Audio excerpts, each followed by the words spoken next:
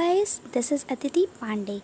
So today we start our new chapter of class 11th economics.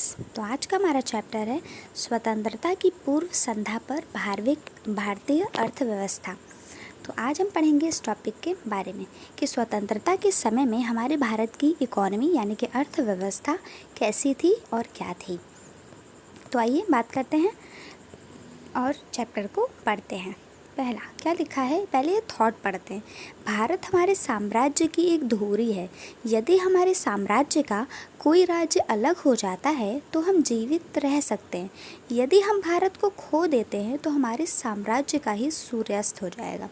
अर्थात यदि भारत का एक छोटा पार्ट अलग होता है तो उतना फ़र्क नहीं पड़ेगा, पर अगर पूरे भारत को ही हम खो दें या पूरा भारत ही बदल जाए तो फिर हमारे साम्राज्य का सूर्यास्त हो जाएगा।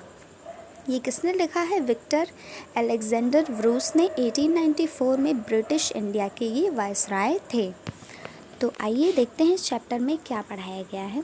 परिचय।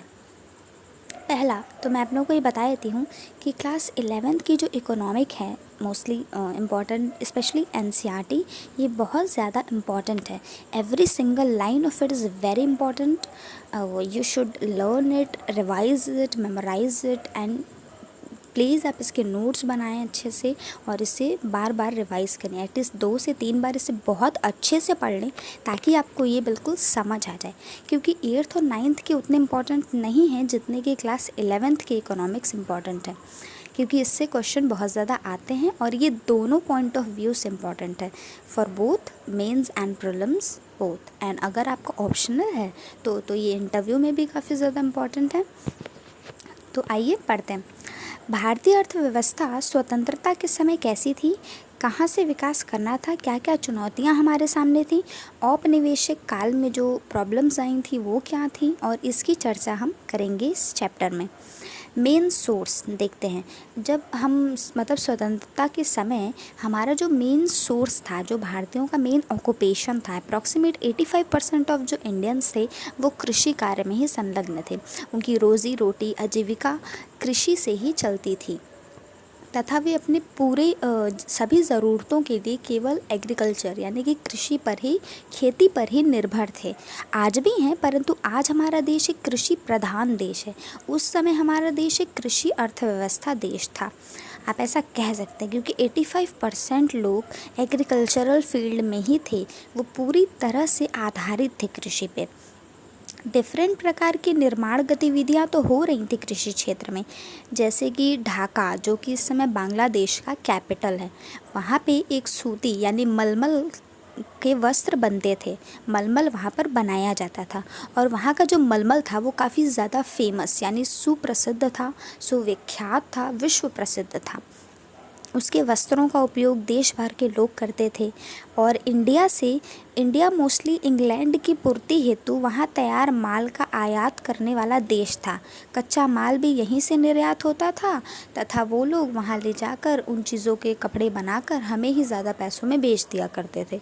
तो हमें कुछ ज़्यादा प्रॉफिट नहीं होता था, परंतु हाँ, ये चीज़ हमारी ही थी, लेकिन हमें इसका ज़्यादा प्रॉफिट नहीं हो पाता था।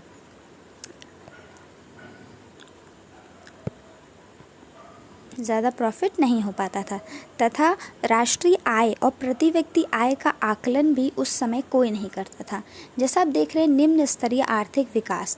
अंग्रेजी शासन की स्थापना से पूर्व भारत की स्वतंत्र अर्थव्यवस्था थी। यद्यपि जन सामान्य की आजीविका और सरकार की आय का मूल स्रोत कृषि था, जैसा कि मैंने आपको बताया, तथा विनिर्माण गतिविधियाँ तो हो रही थी, लाइक सूती व रेशमी वस्त्र, धातु आधारित तथा बहुमूल्य मणि और रत्न आदि शिल्प कलाएं। इसके कारण भारत विश्व भर में सुविख्यात और सुप्रसिद्ध हो चुका था। भारत में बनी इन चीज़ों की विश्व के बाज़ारों में काफ़ी ज़्यादा मांग थी, जैसे बंगाल का सूती उद्योग। मलमल एक विशेष प्रकार का सूती कपड़ा है। इसका मूल निर्माण भारत मतलब मूल निर्माण मोस्टली बंगाल, विशेषकर ढाका के आसपास के क्षेत्र में रहा है, जो ढाका बांग्लादेश की राजधानी है। ढाका के मलमल ने उत्कृष्ट कोटि के सूती वस्त्रों के रूप में विश्व भर में बहुत ख्याति अर्जित की थी। यह बहुत ही महीन कपड़ा होता है। विदेशी यात्री इसे शाही मलमल या मलमल खास भी कहते थे। इससे आशय यही थी कि वे इस कपड़े को शाही परिवारों के उपयोग के योग्य मानते थे तथा उस समय किसी भी मतलब हमारे देश में राष्ट्रीय प्रति व्यक्ति आय भी नहीं ज्ञात की जाती थी, कोई नहीं जानता था। जो ब्रिटिशर्स थे उन्हें सिर्फ अपने प्रॉफिट से मतलब था और उन्हें सिर्फ कोई फ़र्क नहीं पड़ता था कि हमारे देश की अर्थव्यवस्था कैसी चल रही है, गरीबी किस परसेंट तक है, जीडीपी ग्रोथ रेट क्या है, एक प्रति व्यक्ति आय की ग्रोथ रेट क्या है, कहीं वो कम तो नहीं हो गई। उन्हें इस चीज़ से कोई फ़र्क नहीं पड़ता था। प्रति व्यक्ति आय प्रति वर्ष कैसे निकालते हैं, आइए देखते हैं। इसका एक इक्वेशन है। प्रति व्यक्ति आय लिखेंगे इज इक्वल टू कुल जीडीपी यानी ग्रोथ रेट, ठीक है, और फिर जनसंख्या यानी कि पॉपुलेशन, जितनी भी हमारी पॉपुलेशन है, इसको लिख के डिवाइड करने पे जो आता है वो प्रति व्यक्ति आय है और ये प्रति वर्ष निकाली जाती है। राष्ट्रीय आय देखते हैं। राष्ट्रीय आय मतलब नेट नेशनल प्रोडक्ट, NNPFC। इसे कैसे लिखते हैं आइए बताती हूँ। NNP यानी नेट नेशनल प्रोडक्ट, FC, ठीक है, यही होता है राष्ट्रीय आय। बट इसे कोई उस समय में कैलकुलेट नहीं करता था।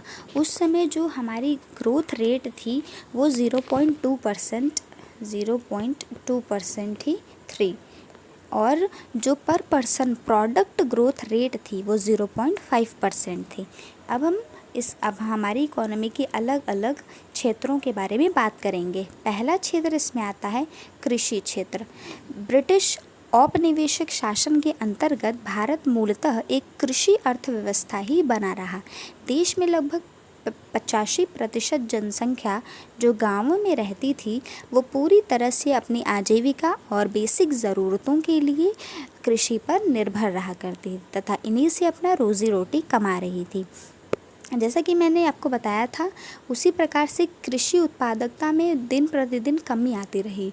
हाँ, जनसंख्या बढ़ रही थी, विकास भी हो रहा था, पर जो विकास हो रहा था वो एक गतिहीन विकास था, उसमें कोई गति नहीं थी और हमेशा कृषि उत्पादकता में कमी आती रही। हाँ, कृषि उत्पादन में तो वृद्धि हो रही थी क्योंकि कृषि अधीन क्षेत्र का प्रसार हो रहा था, परंतु कृषि क्षेत्र की गतिहीनता का मुख्य कारण क्या था देखते हैं। उस समय केमिकल चीज़ों का उपयोग कम था तो उन्नति भी कम थी। किसानों का ध्यान नहीं था, उनसे बहुत ज़्यादा लगान लिया जाता था, जिसके कारण किसान जो थे वो अत्यधिक त्रस्त थे तथा कंप्लीट डेवलपमेंट नहीं हो पा रही थी और मोबिलाइजेशन नहीं था।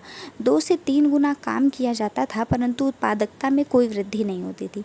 ज़्यादातर शोषण होता था, किसानों का एक्सप्लॉयटेशन होता था। ऐसे क्रॉप्स उगाए जाते थे जिनसे प्राकृतिक जो चीज़ें हैं उनका दोहन तो बहुत अत्यधिक होता था परंतु उस मात्रा में उत्पादन क्षमता में वृद्धि नहीं हो पाती थी। देखते हैं कि ये जो गतिहीनता थी हमारे विकास में उसके कारण क्या हैं। पहला कारण भूव्यवस्था की प्रणालियाँ हैं। तो देखते हैं, यहाँ लिखा था भूव्यवस्था की प्रणालियाँ। लैंड रेवेन्यू सिस्टम से ही भूव्यवस्था की प्रणाली का वो दोहन हो रहा था।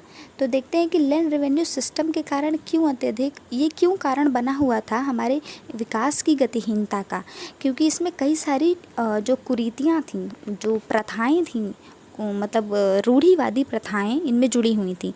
जैसे ज़मींदारी प्रथा हो गई, सामंतवाद प्रथा, महलवारी प्रथा एक्सेट्रा। ज़मींदारी प्रथा जो थी उसमें money in time bound manner दिया जाता था, यानी जो भी पैसा दिया जाता था वो एक निश्चित समय हेतु एक बंधन में रख के दिया जाता था, जो अगर किसान नहीं चुका पाते थे तो उन्हें कई सारी परेशानियों का सामना करना पड़ता था। जैसे कभी मौसम के कारण या बारिश के कारण फसलें ख़राब हो जाती थी तो फिर किसानों का पूरा फसल तो डूब ही जाता था और वो एक्स्ट्रा कर्ज में डूब जाते थे, जिससे किसानों की ज़िंदगी बद से बदतर होती जा रही थी। भूव्यवस्था की प्रणालियाँ ड्यू टू रेंट रेवेन्यू ही ये एक मुख्य और प्रमुख कारण था। और दूसरा कारण था राज्य व्यवस्था की शर्तें। इस प्रकार की ज़मींदारों को कर्ज देना ही है, जिससे ज़मींदारों की प्रॉब्लम भी बढ़ गई थी, उन पे भी काफ़ी ज़्यादा प्रेशर यानी दबाव था। राजा केवल एक डमी होता था, एक मतलब एजेंट होता था, सिर्फ बैठे रहते थे, उन्हें कुछ नहीं करना होता था, उन्हें बस ज़मींदारों से वो कार्य करवाते थे। और तीसरा मुख्य कारण है सिंचाई सुविधाओं का अभाव। हमारे देश में विकास की गतिहीनता इसलिए भी थी कृषि क्षेत्र में प्रमुखता, क्योंकि जो सिंचाई की जो सुविधाएं थी उनका काफ़ी ज़्यादा अभाव था। सिंचाई को इंग्लिश में इरिगेशन कहते हैं, और उनके अभाव के कारण भी कृषि क्षेत्र में विकास नहीं हो पा रहा था। तो आज हम इस टॉपिक तक ही पढ़ते हैं, कल मैं आप लोगों को नेक्स्ट टॉपिक से फिर से पढ़ाऊँगी। अगर आपको वीडियो पसंद आया हो तो लाइक एंड शेयर करें। Thank you so much.